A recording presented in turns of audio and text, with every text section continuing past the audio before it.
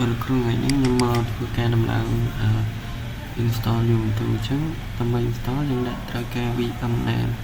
chương trình đã dùng bình tu sợ má giờ rồi folder để dùng chọn lại hay dùng đạo viên còn lại nữa dùng đạo viên nó không try đi cho ok ISO trong game từ file dùng từ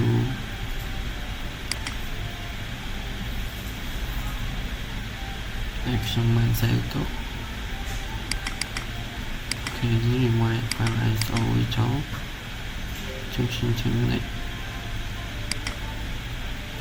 chứ user bảo username đúng là user chó hay password một điểm bảy rồi là khi nhưng mà còn đã cầm này đấy cho nên tôi sẽ confirm password lâu thì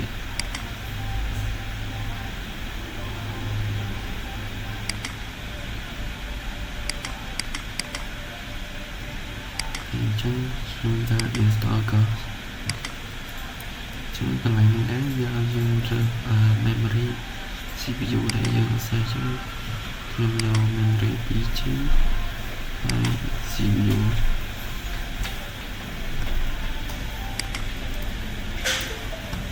chúng này như phim đi tới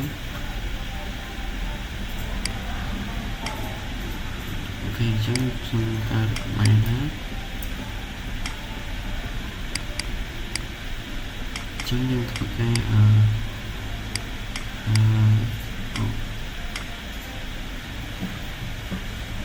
thực cái state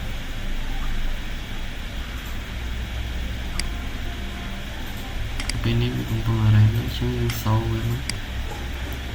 ok là đi đá nhưng mà đi tới dương rơ dùng tụ lại và đầu tiên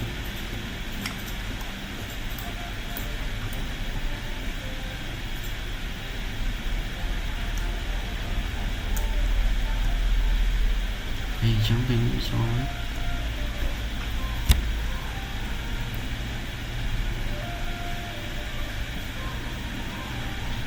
đường bộ đã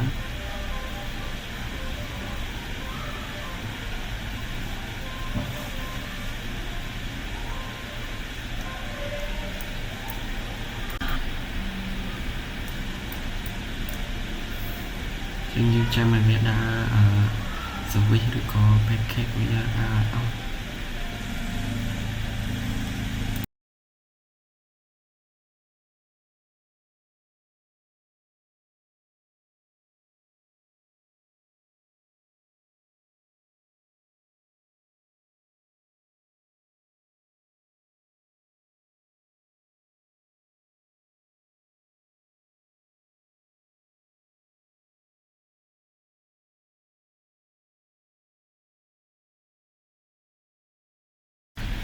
hiện tại mình đã chụp chơi với dương do continue má dương tra ca đặt đẹp nè một bỏ trước nhưng chọn đặt ai mà nói tay bị lý do dùng xong đặt đẹp bỏ nhóm ai mới cho 3 phút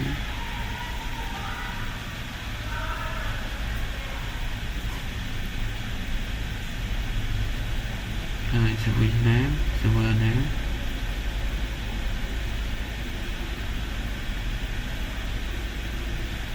đã số phút claim pick user này như là 3 phút thì lại cho một bị hay đã sẽ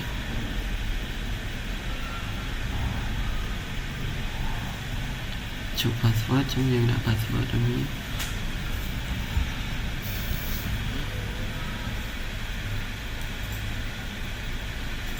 chúng tôi cái láng trong bênนี้việc của chúng ta install ASA server dương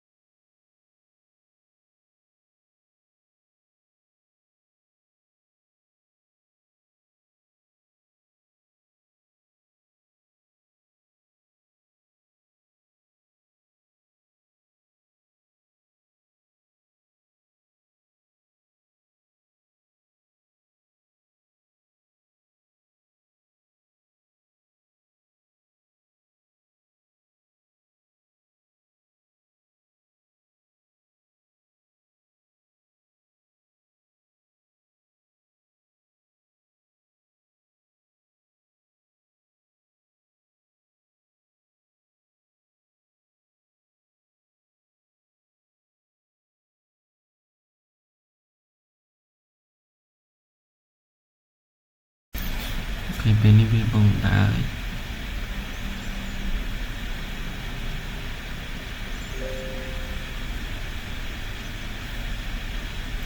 mình chụp verify về đấy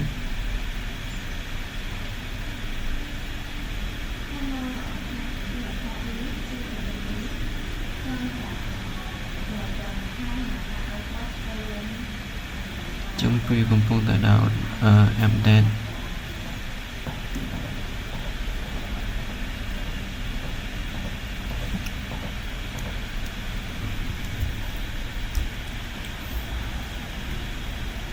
ចំពេលនេះវាកំពុងតែដាក់ update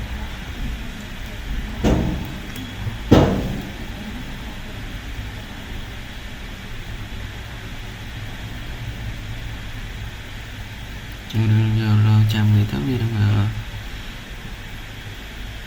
log in មែនណា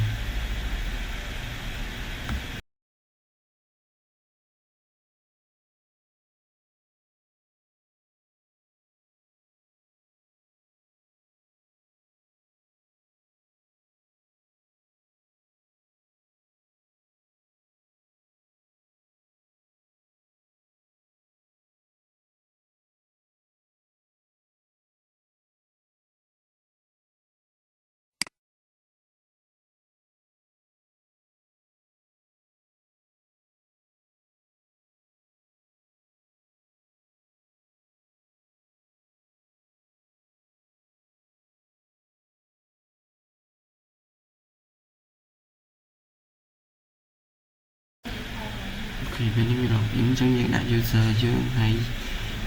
login យើងមិញហ្នឹងយើងមួយ user ហើយ passcode ចូលទៅចឹងខ្ញុំ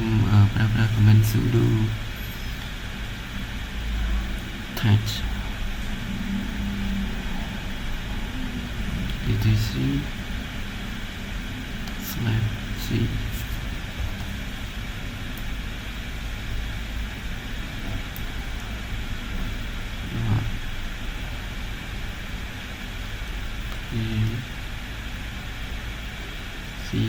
cloud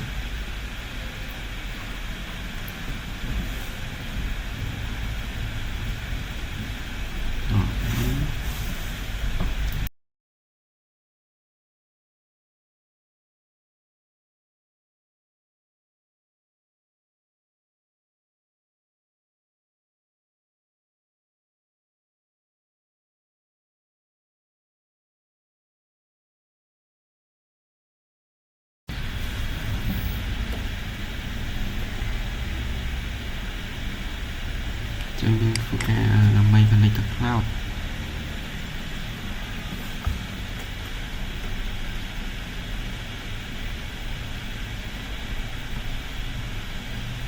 ចឹងយើង disable វាចោល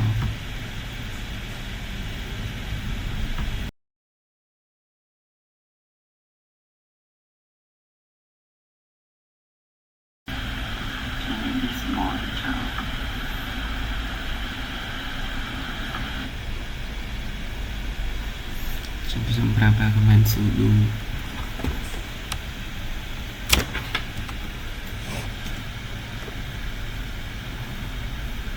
វាវិធី update ដើម្បី update package ឬក៏ service វាផ្សេង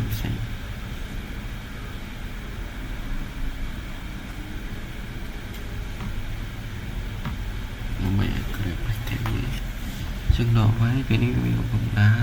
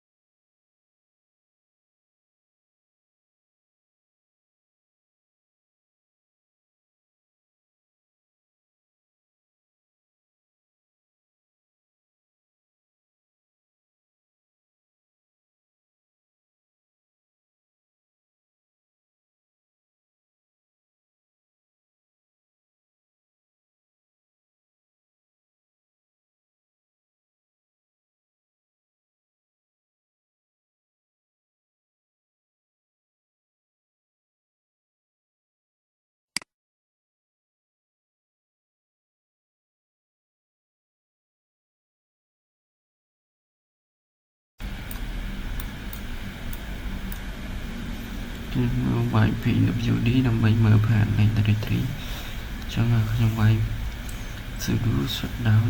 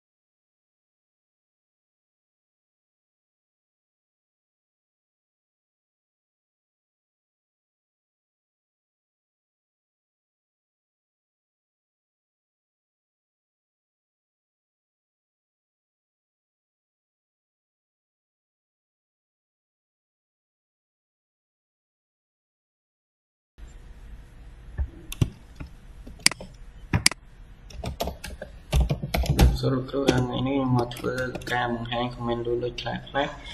នៅក្នុងLinux ចឹងខ្ញុំដាក់ URL ចូលដើម្បីបង្ហាញ user ចឹង user របស់ខ្ញុំឈ្មោះ Tripu ចឹងខ្ញុំវាយ pwd ចូលដើម្បីបង្ហាញផាននៃ directory ដែលខ្ញុំស្ថិតនៅចឹងខ្ញុំស្ថិតនៅ directory home ចឹងខ្ញុំធ្វើតែបង្កើតខ្ញុំនឹងបង្ហាញ folder ហើយនឹង file ដែលខ្ញុំមានចឹងអូខេខ្ញុំមានហើយចឹង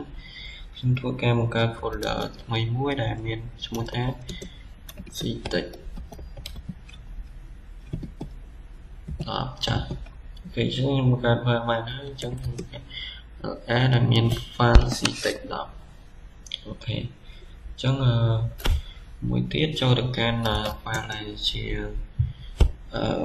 ctech 10ហ្នឹងដើម្បីចូលយើងត្រូវការប្រើប្រាស់ command cd ដើម្បីចូលអញ្ចឹងយើងមើល ctech 10អូខេអញ្ចឹងខ្ញុំចូលបានហើយអញ្ចឹងខ្ញុំត្រឡប់ពី file ហ្នឹងវិញយើងត្រូវប្រើ command cd ហើយ space និង double quote អូខេខ្ញុំបានចាក់ចេញហើយអញ្ចឹងមួយទៀតយើងធ្វើការបង្កើត file អញ្ចឹងយើងដើម្បីបង្កើត file បានយើងត្រូវប្រើ command tag my file .tt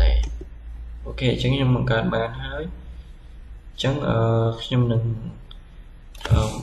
ប្រើប្រាស់ command nano ដើម្បីកែសម្រួល file ហ្នឹង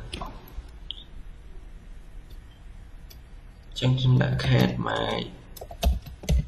file.tt អូខេcat my file .tt this is hello world and វានឹង show content របស់ file របស់ខ្ញុំដែលមានសរសេរដាក់ hello world this is my file ex អូខេអញ្ចឹងវានឹង show ឲ្យមួយទៀត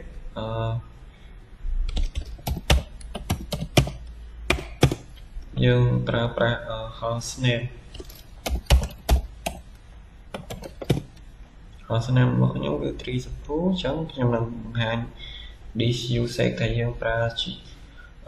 ក x ហ្នឹងដើម្បីមើល gigabit និង megabyte អូខេអញ្ចឹងខ្ញុំប្រើ df ដក x អូខេអញ្ចឹងវានឹងបង្ហាញហើយអញ្ចឹងមួយទៀតយើងនឹងប្រើ free 8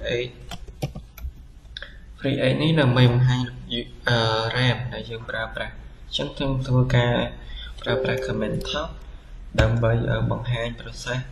កំពុងដំណើរការអូខេអញ្ចឹងនេះគឺជា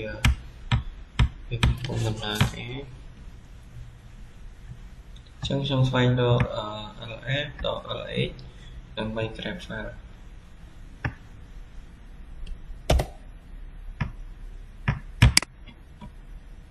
ជាមួយទៀត comment short my file តែដើម្បីបង្ហាញអញ្ចឹងខ្ញុំវាយ IP ដើម្បីបង្ហាញ IP address នេះគឺជា IP address ដែលមាន 592.168.1.253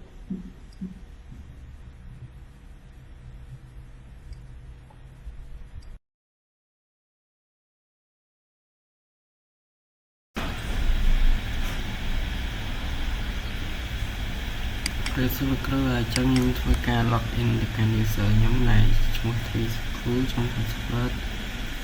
123ខ្ញុំវាយ command sudo apt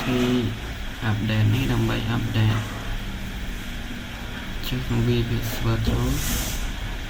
ជួយពេលនេះវាកំពុងដំណើរការ update ហើយ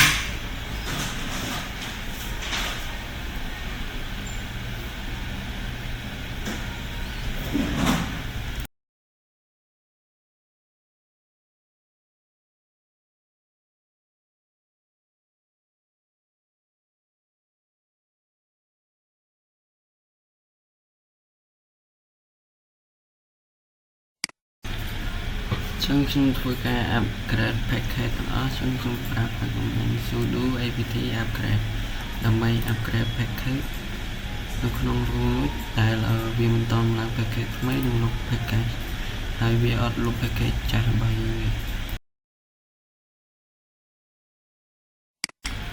ហើយខ្ញុំធ្វើការប្រើប្រាស់ command tag my file ដើម្បីចូលទៅកាន់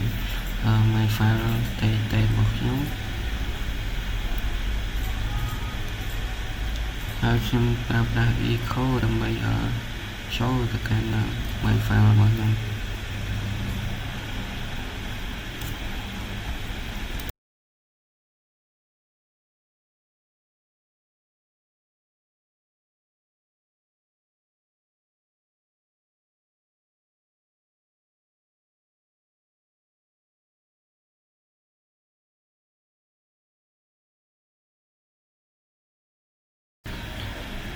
ចឹងខ្ញុំប្រើប្រាស់ command nano ដើម្បីបើ file នឹងមិនមានទេគឺវានឹងបង្កើតថ្មីតែសារ file ខ្ញុំមានចឹងខ្ញុំដាក់ nano my file ដើម្បីទៅកាន់តិច edit ចឹងខ្ញុំធ្វើតែសរសេរតិច hello world ចឹងខ្ញុំ add ពាក្យមួយទៀតដែល this is my file example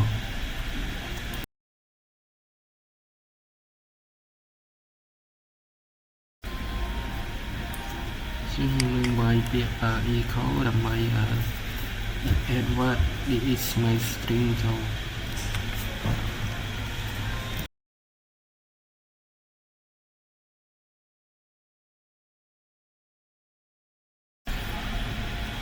ហើយខ្ញុំមកប្រើ ls ដើម្បីបង្ហាញចឹង file ទាំងអស់របស់ខ្ញុំមានចំនួន 12 ចឹងខ្ញុំមក ls ដល់ la ចឹងវានឹងបង្ហាញ file ទាំងអស់ដែលខ្ញុំមានដែលមាន my file ទេចឹងខ្ញុំធ្វើការ mkdir ដើម្បីចូលទៅកាន់ file របស់ខ្ញុំដែលបង្កើត file ថ្មីដើម្បីបង្កើត folder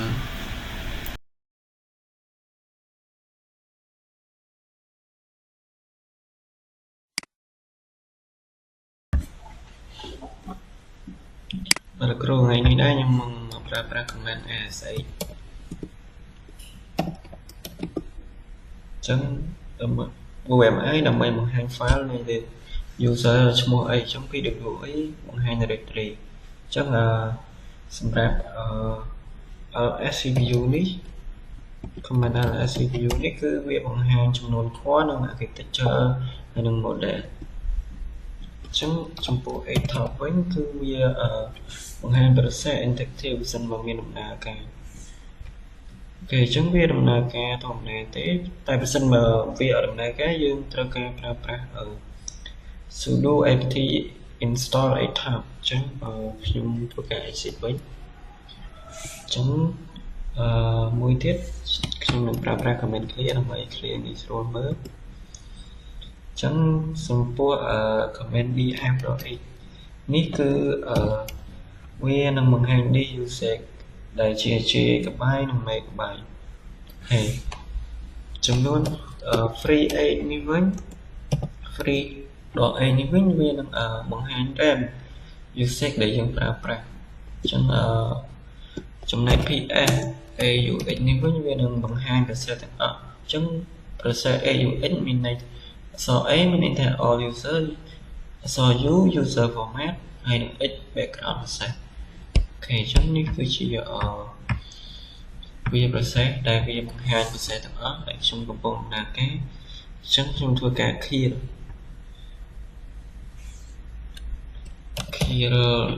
នេះគឺដើម្បីប្រើប្រាស់ clear service មួយណាដែលយើងចង់ clear ឧទាហរណ៍ខ្ញុំចង់ clear ទី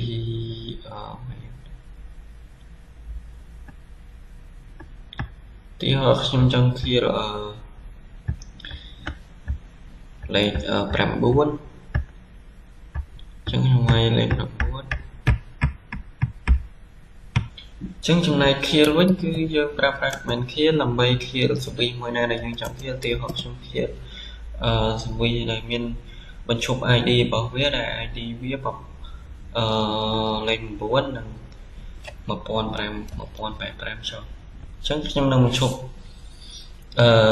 ID របស់វាដែលខ្ញុំធ្វើការ clear តែខ្ញុំអត់ clear ទេដោយសារ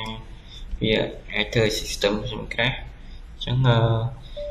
ខ្ញុំធ្វើការ ASH again ចឹង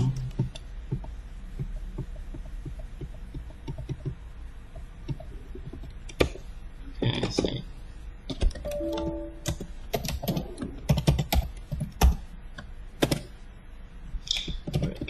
ចឹង108ចឹង1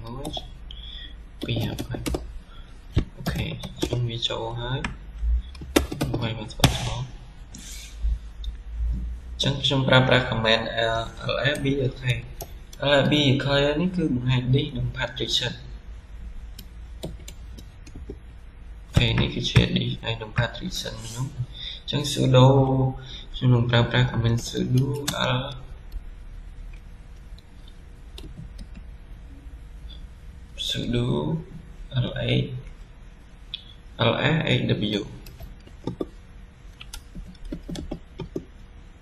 ូខេវាបង្ហាញហើយអញ្ចឹងcommand នេះដែរវាបង្ហាញព័ត៌មាន hardware របស់យើងនីមួយៗដែលវាលម្អិតមែនតើអញ្ចឹងខ្ញុំធ្វើការ command clear វិញអញ្ចឹងខ្ញុំនឹងធ្វើការ sudo ប្រើប្រាស់ command sudo shutdown ដល់ on នេះអញ្ចឹងវានឹងធ្វើការ restart សិនភ្លាមអញ្ចឹងខ្ញុំនឹងធ្វើការប្រើប្រាស់ command នេះហើយខ្ញុំចូលទៅមើលម៉ាស៊ីនរបស់ខ្ញុំអូខេអញ្ចឹងវានឹងធ្វើការ restart ម៉ាស៊ីនម្ដងទៀត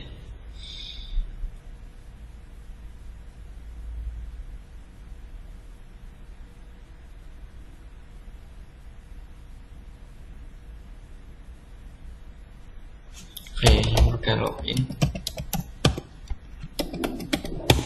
ហើយខ្ញុំវាយពាក្យ IP ចឹងដើម្បីមើល IP address ឬក៏មួយទៀតគឺ IPA ដើម្បីមើល IP ដើម្បី computer SH របស់យើងអូខេចឹងខ្ញុំធ្វើការ shutdown ចឹង comment នេះមានតែប៉ុណ្ណឹងចឹងយើងមើលការវាយ comment shut down ដើម្បីបន្លត់និស្សិត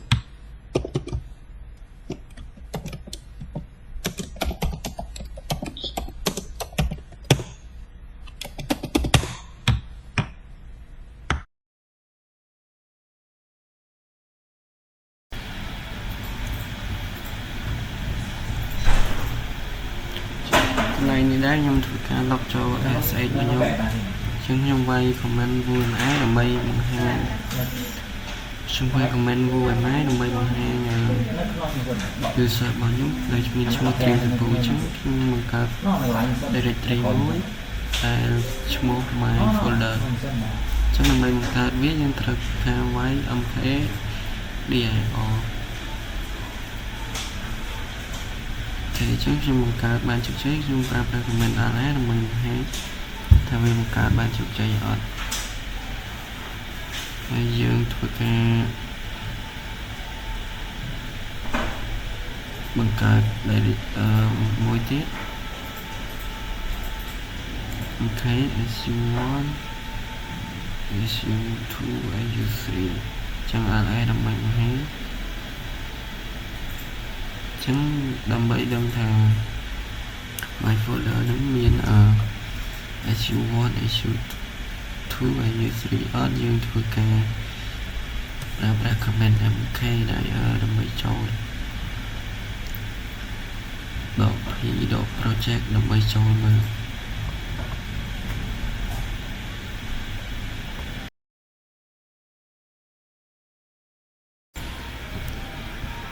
បាទចឹងខ្ញុំនឹងធ្វើការ zip តែយើងប្រើប្រាស់ comment zip ចឹងខ្ញុំនិយាយពាក្យ zip ចូលនឹង project មួយដែរដែលយើងចង់ zip ចឹងខ្ញុំដាក់ដក o my folder ហើយខ្ញុំចង់ zip my folder app zip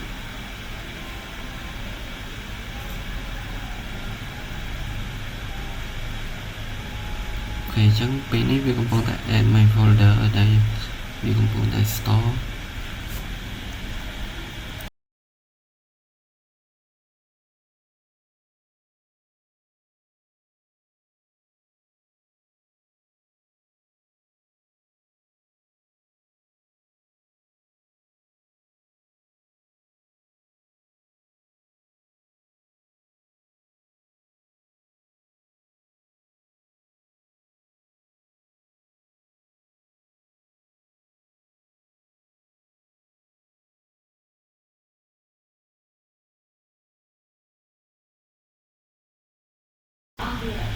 ចឹងពេលនេះខ្ញុំមកធ្វើការ unzip វាវិញដែលប្រើប្រាស់ command unzip ហើយ folder របស់យើងនៃ zip command នេះគឺខ្ញុំដាក់អូខេចឹងខ្ញុំ unzip បានជោគជ័យ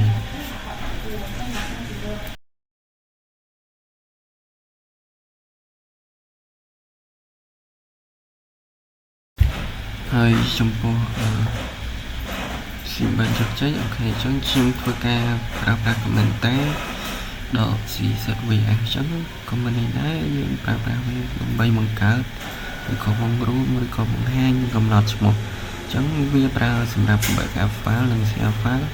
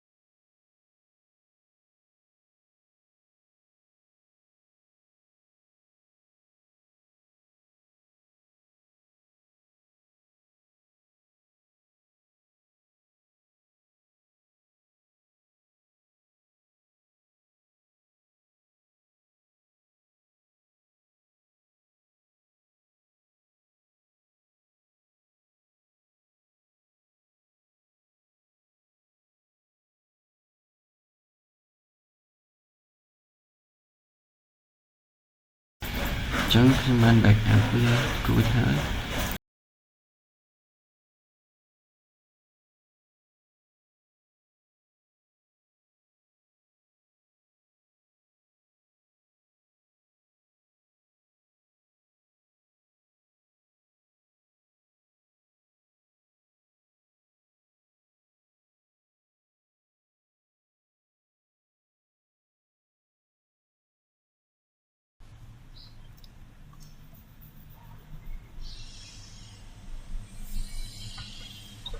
ជំរាបសួរលោកគ្រូថ្ងៃនេះដែរខ្ញុំមកធ្វើការងារទី1ដែលលោកគ្រូបានដាក់ឲ្យដែលជា record user management ដែរនៅក្នុងនោះដែរមាន9 requirement ដែល requirement ទី1គឺ WMI ចឹងចំពោះ requirement ទី1ដែរនៅពេលដែលយើងប្រើ command WMI នេះវានឹងបង្ហាញ user បច្ចុប្បន្នថាយើងនឹងជា user អ្វីឬក៏ឈ្មោះអ្វីចឹងខ្ញុំវាយចូលវានឹងបង្ហាញថា user របស់ខ្ញុំគឺត្រីសុភូចឹងចំពោះទី2វិញគឺ PWD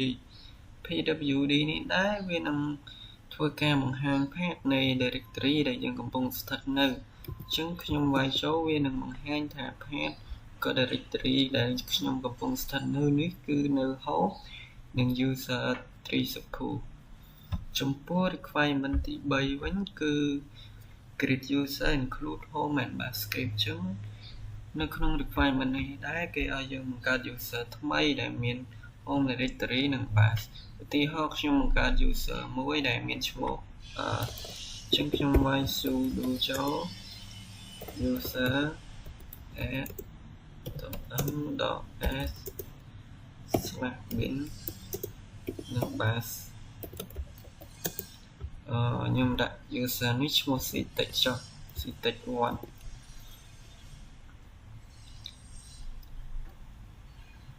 ចឹងខ្ញុំនឹងធ្វើការកំណត់ password ឲ្យវាខ្ញុំដាក់ sudo wd ctech 1 password 123អូខេចឹងខ្ញុំបានធ្វើការបង្កើត user ថ្មីហើយចឹងចំពោះrequirement ទី4វិញ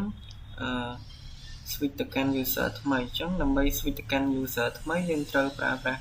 command sudo ទៅកាន់ឈ្មោះ user ដែលយើងបង្កើតឧទាហរណ៍ user ctech 1ចុះដែលខ្ញុំបង្កើតមិញដាក់ password ចូលអូខេចឹងខ្ញុំបានធ្វើ requirement ទី4ដែលចូលទៅកាន់ user ថ្មីហើយចឹងចំពោះទី5វិញលោកគ្រូឲ្យបង្ហាញ user ដែលខ្ញុំបានបង្កើតមិញគឺ user ថ្មីនឹងអញ្ចឹងខ្ញុំធ្វើការវាយ WMI ចូលនេះគឺជា user ដែលខ្ញុំបង្កើតថ្មីមិញដែលមានឈ្មោះថា ctech 1អញ្ចឹងវានឹងចំពោះrequirement ទី6 PWD បង្ហាញដែលបង្កើតថ្មីអូខេអញ្ចឹងខ្ញុំធ្វើការវាយ PWD ចូលអញ្ចឹងខ្ញុំនៅកាន់ path និង directory home ដែល user ctech អញ្ចឹងចំពោះ requirement ទី7បង្កើត folder ថ្មីមួយនិង ls ដើម្បីបង្ហាញអញ្ចឹងអូខេខ្ញុំនឹងបង្កើត folder ថ្មីមួយអញ្ចឹងដើម្បីបង្កើត folder ថ្មីយើងត្រូវការ mkdir អញ្ចឹងខ្ញុំដាក់ឈ្មោះ my folder new folder អូខេខ្ញុំវាយ ls ដើម្បីបង្ហាញអូខេអញ្ចឹង my folder ថ្មីរបស់ខ្ញុំដែលមានឈ្មោះថា my new folder អញ្ចឹងខ្ញុំពោល requirement ទី8វិញលោកគ្រូចេញទៅ user ដើមអញ្ចឹងដើម្បីចេញទៅ user ដើមមែនយើងត្រូវវាយ command ដែលជា command នោះគឺជា command exit អូខេអញ្ចឹងខ្ញុំធ្វើការវាយ exit ដើម្បីត្រឡប់ទៅកាន់ user ដើមវិញដែល user ដើមរបស់ខ្ញុំគឺឈ្មោះត្រីសុភូចឹងចំពោះ requirement ទី9បង្ហាញ user list តាម cat etc password password ចឹងដើម្បីបង្ហាញ user list តាម etc និង password បានខ្ញុំប្រើប្រាស់ cat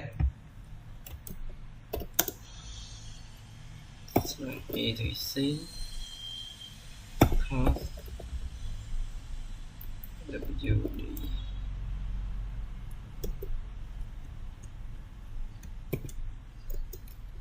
grab C tích một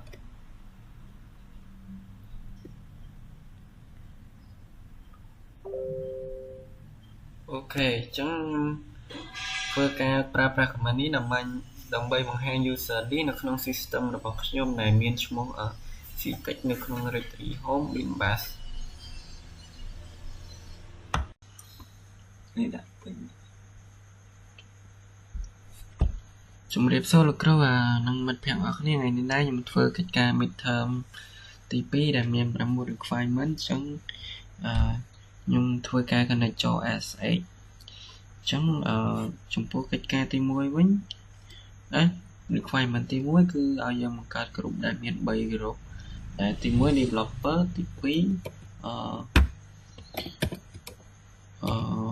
2UX UI និងទី3DevOps អញ្ចឹងខ្ញុំធ្វើការវា WMA និង PWD ចូលអូខេអញ្ចឹងខ្ញុំនៅ directory 3 home និង3 support អញ្ចឹងដើម្បីបង្កើតក្រុមបានយើងត្រូវប្រើប្រាស់វាពាក្យ sudo នេះដែរគឺពាក្យពេញរបស់វា super user do អញ្ចឹង super user do នេះគឺវាអនុញ្ញាតឲ្យ admin ចូលទៅកែ file ឬក៏ permission ផ្សេងៗអញ្ចឹងខ្ញុំធ្វើការវាពាក្យ group add ដើម្បី add group យើងចូល developer with data UX UI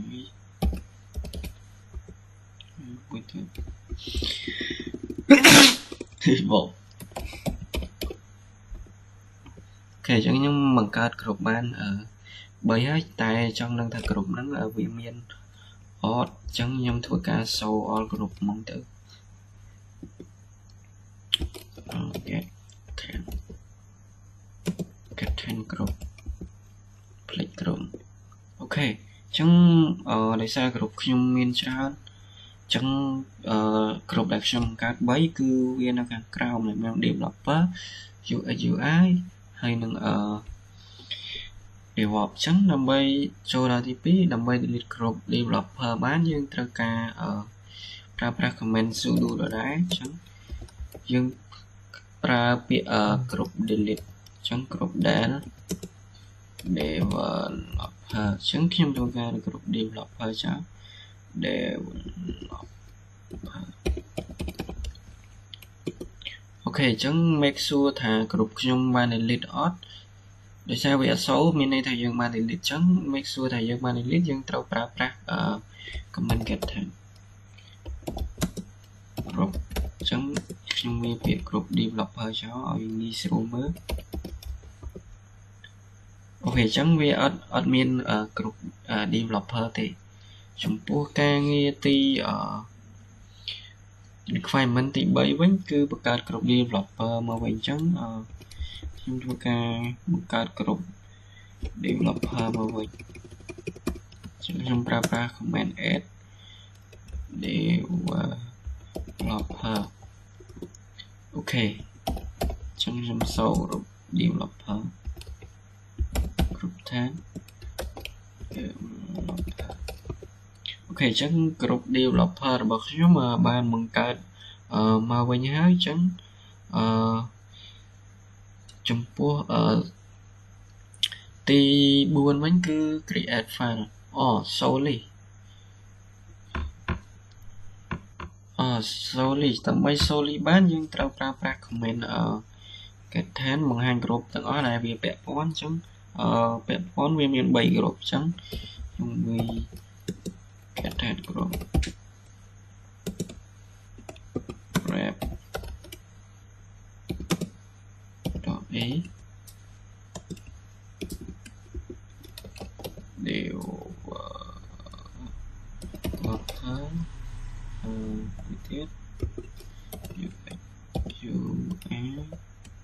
with it DevOps អូខេអញ្ចឹង នេះគឺជា list 3 group ដែលខ្ញុំបានបង្កើតអញ្ចឹងខ្ញុំបង្កើត group developer ឡើងវិញហើយ list ដើម្បីបញ្ជាក់ថា group ទាំងអស់គឺវាមានរួចហើយអញ្ចឹងចំពោះការងារទី4វិញគឺ create file developer process TXT ដែលជា file TXT ចំនួន3អញ្ចឹងដើម្បីបង្កើត file TXT បានយើងត្រូវប្រើប្រាស់ comment tag អញ្ចឹងយើងវាយ comment tag ចូលអញ្ចឹង developer process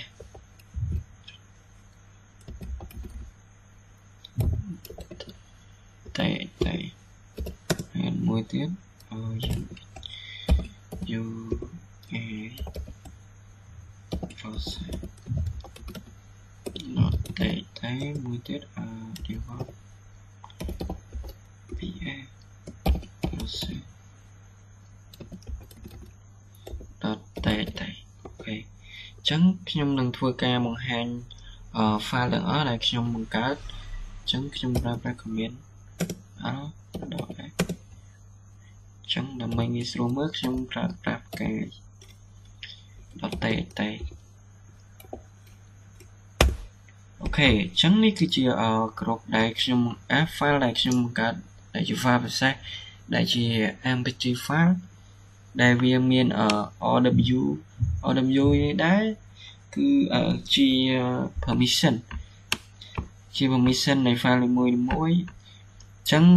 ដើម្បីlist គ្រប់នេះបានអញ្ចឹងខ្ញុំធ្វើការ list file ទាំងអស់នេះដែលជា long file អញ្ចឹងយើងប្រើប្រាស់ command L ដល់ A LS ដល់ L អូខេអញ្ចឹងនេះគឺជា long file ដែលខ្ញុំបានប្រើប្រាស់ command LS ដល់ L ដើម្បីបង្ហាញព័ត៌មាននៃ file អញ្ចឹងការងារបន្ទាប់ដើម្បី change file permission ទៅ755នេះដែរគឺជា permission ដែល like ដូចជា owner ឬក៏ group អញ្ចឹងដើម្បីប្រើ command នេះបានយើងប្រើប្រាស់ command chmod អញ្ចឹង chmod នេះដែរពាក្យពេចន៍របស់វាគឺ change mode អញ្ចឹងមានន័យថាយើង change permission អូខេអញ្ចឹងខ្ញុំដាក់ផ្កាយអញ្ចឹងផ្កាយដល់ TXT នេះបើសិនមកយើង មាន file ជា TXT វានឹង change ទាំងអស់អូខេដើម្បីដឹងយើងនឹងធ្វើការ LS វាម្ដងទៀតអូខេអញ្ចឹងខ្ញុំបានធ្វើការ change permission វារួចហើយអូខេចំពោះgroup developer and UI cannot set to develop group អញ្ចឹងដើម្បីប្រើប្រាស់ command នេះយើងប្រើប្រាស់ sudo chown នេះដែរគឺជា change owner អញ្ចឹងយើងប្រើប្រាស់ change owner នេះដែរដើម្បីផ្លាស់ប្ដូរ owner ឬក៏ group ហើយយើងនឹងវាយពាក្យ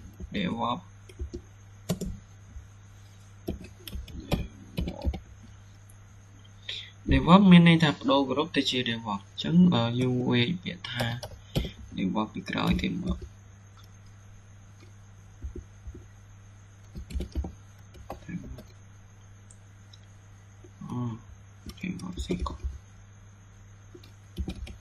DevOps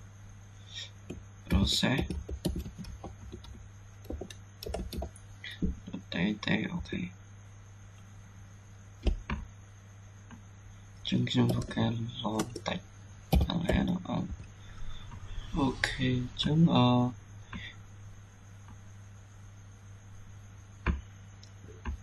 ខ្ញុំវាយ change mode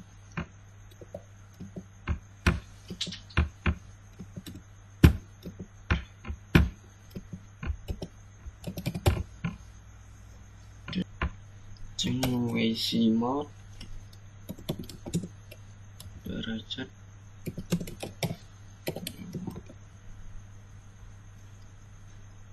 process ដើម្បី check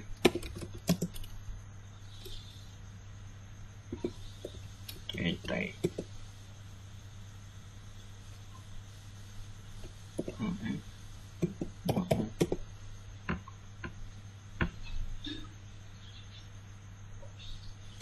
ខេអញ្ចឹងមានន័យថា ខ្ញុំបានកែប្រែpermission របស់វាហើយតែRWH អញ្ចឹងមានន័យថាគ្រប់ developer និង UX UI មិនអាច access ទៅគ្រប់DevOps បានទេអញ្ចឹងយើងនឹងធ្វើការប្រើប្រាស់ user mode ដើម្បីកែប្រែ user អញ្ចឹងយើងប្រើធ្វើការ change group chown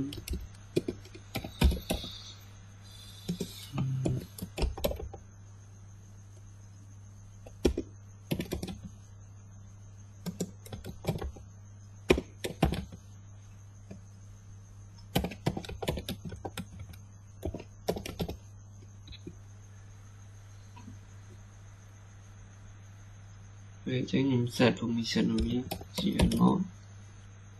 640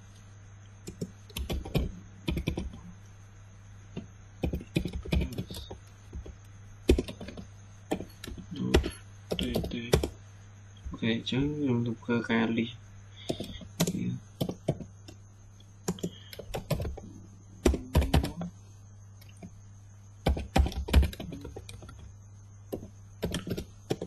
អូខេអញ្ចឹងនេះគឺជា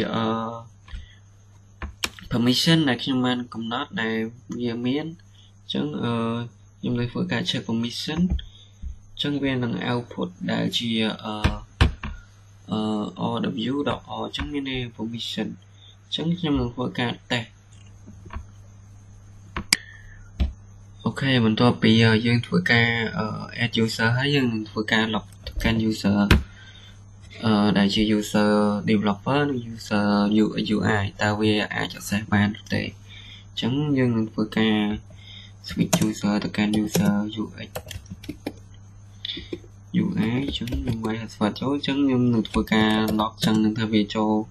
គ្រប់ DevOps នឹងកើតអត់អញ្ចឹងខ្ញុំធ្វើការចូល DevOps process ទេអូខេអញ្ចឹងវាដាក់ថា permission dismiss អូខេអញ្ចឹងខ្ញុំធ្វើការចូលទៅកាន់ user មួយទៀត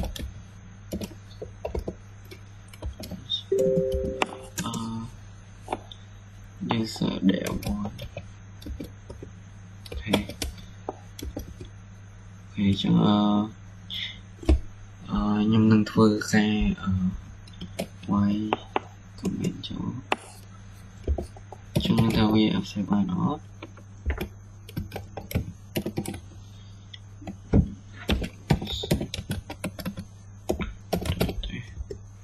អូខេអញ្ចឹងវានឹងបង្ហាញ comment permission